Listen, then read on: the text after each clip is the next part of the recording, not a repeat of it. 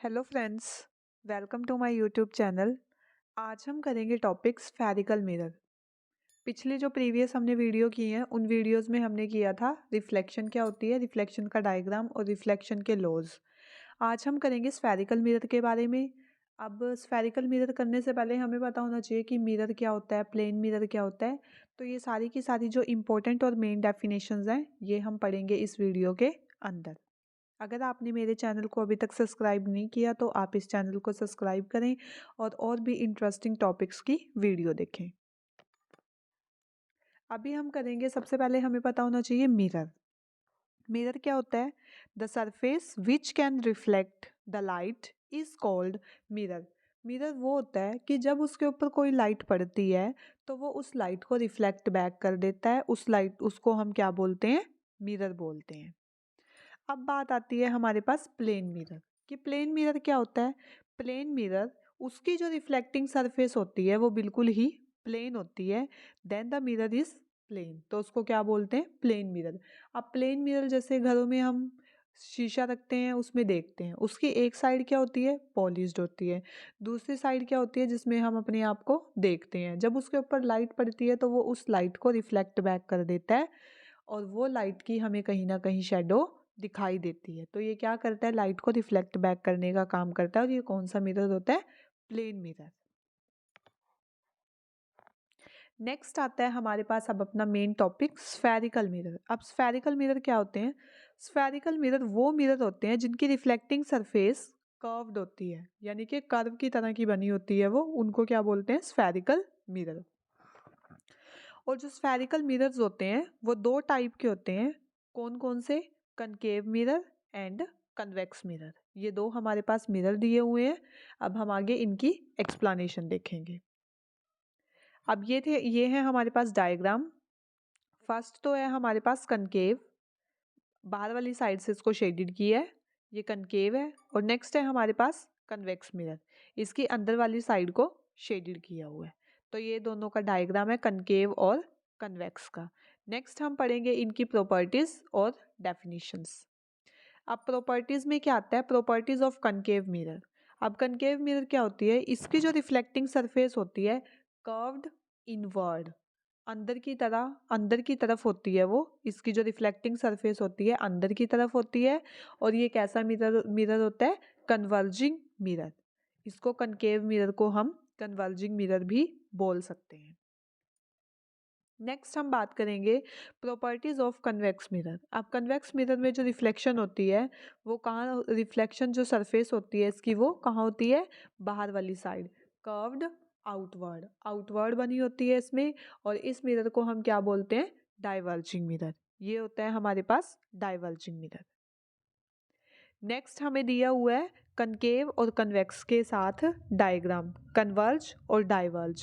अब इसमें इन्फिनिटी पे देखो, पहला जो डायग्राम हमारे पास है, सारी की सारी जितनी भी रेज हैं वो कनकेव मिरर के ऊपर टकराती हैं और टकराने के बाद कहाँ पे मीट करती हैं? फोकस पे आके मीट करती हैं। और जो डॉटेड लाइन है सेंटर ऑफ कर्वेचर में से जो पास हुई है वो किसको शो करती है? Angle of incidence and angle of reflection. अब नेक्स्ट हमारे पास आता है इन्फिनिटी पे रखा है, ये कन्वेक्स मिरर है। ये क्या करता है? सारी की सारी रेज को डाइवर्ज कर देता है। और अपोजिट साइड पे क्या है? सिर्फ हमें इसकी शेडो ही दिखाई देती है और सारी इमेज ये इधर वाली साइड पे बन जाती है। यहाँ पे भी सारी की सारी कहाँ डाइवर्ज होती है? फोकस के ऊपर।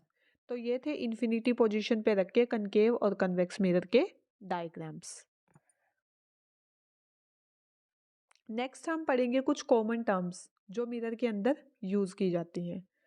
अब सबसे पहले क्या आता है हमारे पास? पोल। हम एक डायग्राम ड्रॉ करते हैं तो डायग्राम में हमें पता होना चाहिए कि पोल क्या होता है। अब पोल का मतलब होता है कि जो उसका मिडल वाला पार्ट होता है, the centre of reflecting surface of a spherical mirror. जो सेंटर होता है रिफ्लेक्टिंग सरफेस का, किसका? स्फेरिकल मिरर का, उस पॉइंट को हम क्या बोलते हैं? पोल। और ये कहाँ लाई करता है? It lie on the surface of the mirror. Mirror की सरफेस के ऊपर ये लाई करता है। और इसको किससे रिप्रेजेंट करते हैं? पी लेटर के साथ इसको रिप्रेजेंट करते हैं। इसको क्या बोलते हैं? पोल। नेक्स्ट आता है हमारे पास प्रिंसिपल एक्सिस। अब प्रिंसिपल एक्सिस क्या है? The line joining the pole and centre of curvature. जो लाइन जॉइन होती है पोल से लेकर सेंटर ऑफ कर्वेचर तक, उसको हम क्या बोलते हैं? Principal axis. नेक्स्ट आता है अपर्चर। अपर्चर को हम लिखते हैं एम और एन के साथ। जैसे हमने कनकेव मिरर को ड्रॉ किया है, एक पोजीशन उसकी अपर वाली एम, लोअर वाली एन, तो उसको क्या बोलेंगे? वो एक इफेक्टिव डायामीटर होता है किसका? स्फेरिकल मिरर का। वो हमारे पास स्फेरिकल मिरर का एक इफेक्टिव डायामीटर होता है जिसको हम क्या बोलते हैं? अपर्चर। नेक्स्ट आता है सेंटर ऑफ कर्वेचर। अब सेंटर ऑफ कर्वेचर क्या है? Centre of curvature reflecting surface है किसी भी स्फेरिकल मिरर की from a part of sphere, और है किसका पार्ट? वो स्फेयर का। और उसको किस लेटर से रिप्रेजेंट करते हैं? सी से। क्या बोलते हैं उसको? Centre of curvature. नेक्स्ट हम बात करते हैं radius of curvature, the distance between the pole and the centre of curvature. अब जो डिस्टेंस होता है पोल से लेकर सेंटर ऑफ कर्वेचर के बीच का, उसको क्या बोलते हैं? Radius of curvature. और उसको किससे रिप्रेजेंट करते हैं? कैपिटल आर के साथ। ये क्या बनेगा हमारे पास? Radius of curvature. नेक्स्ट आता है फोकस। अब फोकस क्या है?